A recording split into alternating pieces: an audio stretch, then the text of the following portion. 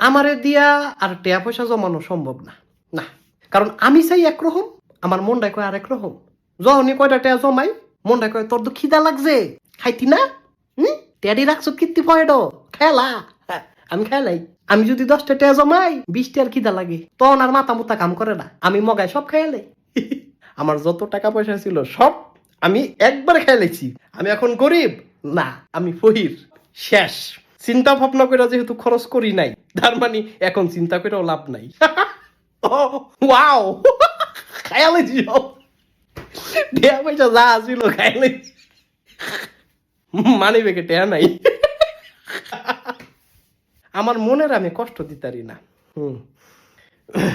আমি নিজের দরকার পড়লে কষ্ট দিব। ওই মনটায় কয় যে তোর তো খিদা লাগছে, টিয়া পয়সা কি লেগা রাখছ ক, এ টিয়া লয়া কি তুই কবরও যাবি?